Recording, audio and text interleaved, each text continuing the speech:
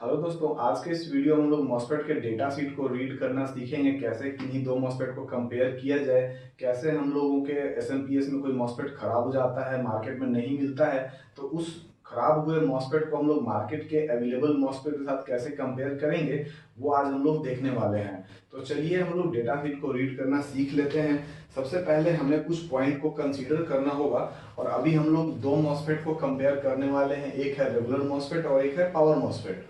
देखिए, regular MOSFET में है K2847 और पावर मॉस्फेट में है 24N60। तो सबसे पहले हमें ये देखना है VDS। डेटा शीट में एक पॉइंट लिखा रहता है VDS। हर मॉस्फेट का कोई ना कोई VDS होता ही है। VDS का मतलब होता है voltage on drain and source.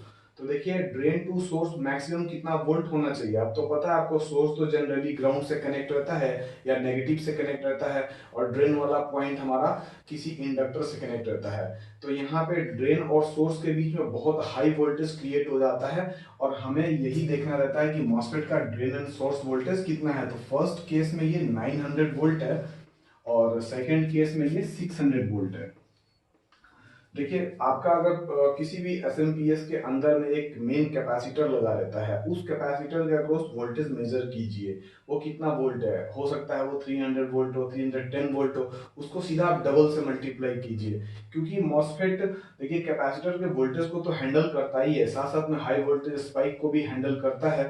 तो यहाँ पे हमें हायर वोल्टेज का मॉसफेट यूज करना चाहिए, वही बेटर होगा। सेकेंड पॉइंट है आईडी। डेटा शीट में एक और पॉइंट होता है आईडी, और आईडी का मतलब होता है मैक्सिमम करंट। उस मॉसफेट का मैक्सिमम करंट कितना है, वो कितने एम्प्स तक के करंट को हैंडल कर सकता है। तो यहाँ पे दो तरह के करंट्स हो सकते हैं। एक है 8 एम्प्स, और 8 एम्प कंटिन्यूअस लिखा हुआ रहेगा। 8 एम्प कंटिन्यूअस का मतलब हुआ कि वो मॉसफेट 8 एम्प्स पे कंटिन्यू चल सकता है। और सेकंड होता है 24 एम्प्स पीक। मतलब पीक वैल्यू भी लिखा रहता है कि मॉसफेट कुछ देर तक के लिए इतने एम्प्स पे चल सकता है, लेकिन बहुत ही ज्यादा हीट जनरेट करेगा। सेकेंड केस में ये है 21 एम्प्स का, यानी 21 एम्प्स का ये कंटिन्यूअस करंट है, और 55 एम्प्स का पीक करंट है। तो ये हमें देखना है। जिस मॉसफेट का करंट कैपेसिटी ज्यादा होगा वो बेटर होता है। अगर आपके प्रोजेक्ट में देखिए लोअर वोल्टेज का प्रोजेक्ट है, वहां पे हायर करंट का मॉसफेट यूज करना है, तो उसके लिए आपको पावर मॉसफेट की तरफ जाना होगा। लेकिन आपके केस में अगर मान लीजिए कोई ऐसा प्रोजेक्ट है जिसके अंदर आप चाहते हो कि करंट का कोई मतलब नहीं है, 3 4 5 एम्पेयर का करंट है, तो वहां पे आप इस वाले मॉसफेट का यूज कर सकते हो। ये आपके ऊपर है। थर्ड आता है आरडीएस ऑन।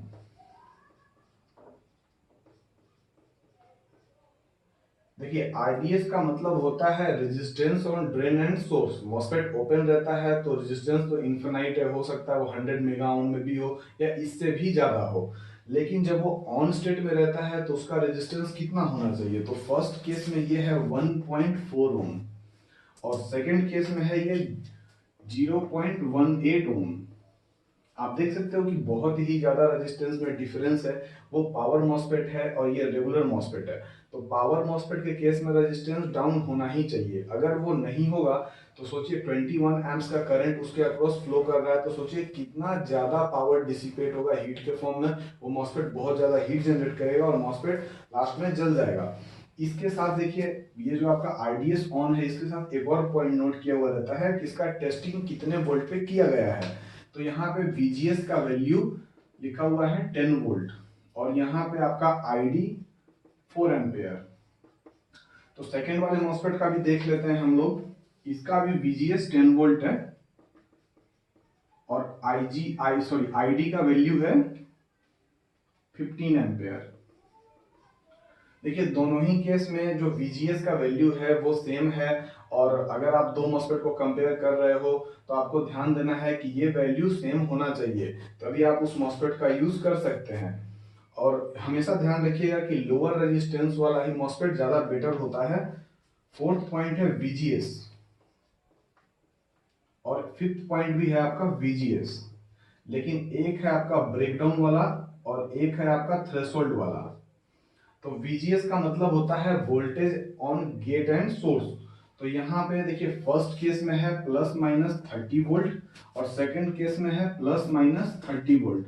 तो आपको यह ध्यान देना है कि मॉसफेट को ड्राइव करने के लिए कितना वोल्टेज हम लोग मैक्सिमम दे सकते हैं, इसके बाद मॉसफेट कभी भी ब्रेकडाउन हो सकता है।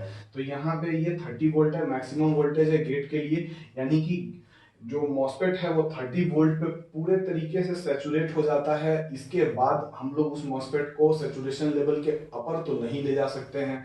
तो ये इसका मैक्सिमम वैल्यू हुआ। और इसका थ्रेशोल्ड वैल्यू होता है, देखिए वो भी समझा देता हूँ कि वो एक्चुअल में होता क्या है। फर्स्ट मॉसफेट का है 2.0 से लेकर के 4 वोल्ट और सेकंड केस में है ये 3 से लेके 5 वोल्ट। अभी देखिए यहाँ पे आपको वेरिएशन दिख रहा है वोल्टेज में कि 2 वोल्ट से लेके 4 वोल्ट है। ये क्या एक्यूरेट वैल्यू तो है ही नहीं, लेकिन आपको समझना है कि थ्रेशोल्ड वोल्टेज होता क्या है। एक्चुअली में जब मॉसफेट को हम लोग कुछ वोल्टेज देते हैं उसके गेट पे, तो वो मॉसफेट ऑन होना स्टार्ट हो जाता है। लेकिन जब वो वोल्टेज इस लेवल तक पहुंचेगा तभी वो मॉसफेट ऑन होगा, अदरवाइज वो ऑफ स्टेट में ही रहेगा। अब यहाँ पे वेरिएशन इसलिए है क्योंकि जब मॉसफेट का टेम्परेचर ज्यादा हो जाता है तो उस कंडीशन में थ्रेशोल्ड वोल्टेज डाउन चला जाता है, इसीलिए यहाँ पे वेरिएशन है, ये टेम्परेचर डिपेंडेंट होता है। 6th पॉइंट है इनपुट कैपेसिटेंस। इसको हम लोग सी टोटल भी कहते हैं और ज्यादातर मॉसफेट में सी टोटल ही आपको लिखा हुआ आता है। तो फर्स्ट वाले केस में है ये 2040 पिकोफराड और सेकंड केस में है ये 3160 पिकोफराड। देखिए यहाँ पे पावर मॉसफेट के केस में हमारा कैपेसिटेंस बहुत ज्यादा है, लेकिन जब रेगुलर मॉसफेट का बात आता है तो इसका कैपेसिटेंस कम है। लेकिन हमेशा ध्यान रखना है कि जितना लोअर कैपेसिटेंस का मॉसफेट आप यूज करोगे, आपके ड्राइव सर्किट पे उतना ही कम लोड पड़ने वाला है। मतलब इस कैपेसिटर को जो ड्राइव सर्किट है वो चार्ज डिस्चार्ज करता है, तो ड्राइव सर्किट पे लोड आता है। अब जितना लोअर वैल्यू का कैपेसिटर होगा उतना ही बेटर होगा। और मॉसफेट का जो स्पीड है वो कैपेसिटर पे भी डिपेंड करता है। तो आप इसको जरूर कंसीडर कीजिएगा कि पहले जो मॉसफेट लगा हुआ था उसके अंदर ये कैपेसिटेंस था, तो अभी तो आपका मान लीजिए रेगुलर मॉसफेट है या पावर मॉसफेट है, जो भी है, तो पावर मॉसफेट को तो पावर मॉसफेट से ही कंपेयर करेंगे, रेगुलर से तो करेंगे नहीं। लेकिन मैं आपको समझाने के लिए मैंने दोनों मॉसफेट का डाल दिया है। अगला पॉइंट आता है क्यूजी। क्यूजी का मतलब होता है कि गेट पे कितना चार्ज देंगे तो वो उसका कैपेसिटर चार्ज हो जाएगा। तो फर्स्ट केस में है ये 58 नैनो कूलम और सेकंड केस में है ये 110 नैनो कूलम। अब देखिए पावर मॉसफेट है, कैपेसिटेंस ज्यादा है, तो जाहिर सी बात है कि उसको ज्यादा चार्ज चाहिए होगा। यहाँ फर्स्ट केस में देखिए जब रेगुलर मॉसफेट का बात है तो यहाँ पे गेट का जो चार्ज है वो बहुत कम है। तो यहाँ गेट का चार्ज जितना कम होगा ड्राइव सर्किट पे उतना ही कम लोड पड़ेगा। सेम कैपेसिटर पे ही गेट चार्ज डिपेंड करता है। तो आप ध्यान दीजिएगा कि जो मॉसफेट रिप्लेस कर रहे हो तो गेट चार्ज एकदम मिलता जुलता होना चाहिए। हो सकता है कि ±5, 6, 7% आगे पीछे चल सकता है। अगला एकदम इंपॉर्टेंट पॉइंट है, इसको आप ध्यान से सुनिए। रिवर्स रिकवरी टाइम, इसको हम लोग TRR से डिनोट करते हैं डेटा शीट में। और ये एक्चुअली में होता क्या है वो समझ लेते हैं पहले। जैसे देखिए ये तो हमारा मॉसफेट है, मॉसफेट में एक बॉडी डायोड होता है। इंटरनल में जब उसका डेटा शीट आप चेक करोगे तो एक डायोड होता है, इसको हम लोग बॉडी डायोड कहते हैं। और बॉडी डायोड बहुत फास्ट होना चाहिए क्योंकि इसका रिकवरी टाइम बॉडी डायोड के ऊपर ही डिपेंड करता है। तो यहाँ पे देखिए फर्स्ट केस में है ये 1650 नैनो सेकेंड और सेकंड केस में है ये 140 नैनो सेकेंड। जिसका जो बॉडी डायोड है उतना जितना फास्ट होगा वो मॉसफेट उतना बेटर होता है। देखिए इनसे अगर आप गलत वैल्यू का मॉसफेट चूज कर लेते हो, इसका ध्यान नहीं देते हैं, तो उस कंडीशन में आपका मॉसफेट खराब हो जाएगा। उस एसएमपीएस में मॉसफेट हो सकता है कि नहीं चले, या फिर बहुत सारे जो चीप मैन्युफैक्चरर्स होते हैं जिन्होंने डुप्लीकेट मॉसफेट बनाया होता है उसमें भी इस तरह का प्रॉब्लम आता है। तो मॉसफेट हमेशा ओरिजिनल चूज कीजिए, डुप्लीकेट वाला बिल्कुल नहीं चलेगा। तो आप लोग समझ गए होंगे, ये हमारा मेन पॉइंट है। ये तो मॉसफेट का इंपॉर्टेंट पॉइंट हो गया। अभी हम लोग कुछ मॉडरेट पॉइंट को भी देख लेते हैं, या हमें इनको भी कंसीडर करके चलना चाहिए। देखिए यहाँ पे राइजिंग टाइम कितना है, मॉसफेट ऑन होने में कितना टाइम लगाता है, मॉसफेट का फॉलिंग टाइम कितना है, मॉसफेट ऑफ होने में कितना टाइम लगाता है। तो फर्स्ट केस में देखिए राइजिंग टाइम है 25 नैनोसेकेंड में, नैनोसेकेंड का, और ऑन होने में ये टाइम लगाता है 60 नैनोसेकेंड का, और यहाँ पे फॉलिंग टाइम है 20 नैनोसेकेंड, और ये ऑफ होने में लगाता है 95 नैनोसेकेंड। अगर हम लोग पावर मॉसफेट का बात करें तो यहाँ पे देखिए 24 नैनोसेकेंड है ये इसका राइजिंग टाइम। उसी तरह से ऑन टाइम है ये 50 नैनोसेकेंड।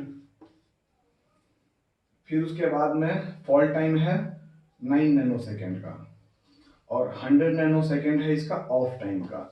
देखिए जिनका ये टाइमिंग्स है जितना कम होगा वो मॉसफेट उतना ही बेटर आपको रिजल्ट देगा। जैसे मॉसफेट को हम लोग ऑन होने के लिए पल्स दिए तो वो आगे के 60 नैनोसेकेंड में ऑन स्टेट में आ जाता है। जब ड्रेन पे हम लोग वोल्टेज को देखते हैं तो ये 60 नैनोसेकेंड का हमें टाइमिंग मिलता है। उसी तरह से ये सभी चीजें हैं, इन टाइमिंग्स को भी हमें मैच करा लेना चाहिए कि हमारे मॉसफेट से मैच करता हो। थोड़ा बहुत आगे पीछे हो सकता है, लेकिन हमेशा ध्यान रखिए दोस्तों कि ये टाइमिंग्स जब हम मॉसफेट को बहुत ही हाई फ्रीक्वेंसी पे ऑसिलेट कराते हैं, जैसे हो सकता है कि आपके केस में 70 किलोहर्ट्ज 80 किलोहर्ट्ज, तो ये टाइमिंग बहुत इंपॉर्टेंट हो जाता है। इसको आपको कंसीडर करके चलना चाहिए। दोस्तों मॉसफेट के ऊपर ये वीडियो को कैसा लगा है प्लीज कमेंट करके बताइएगा। Thank you for watching friends.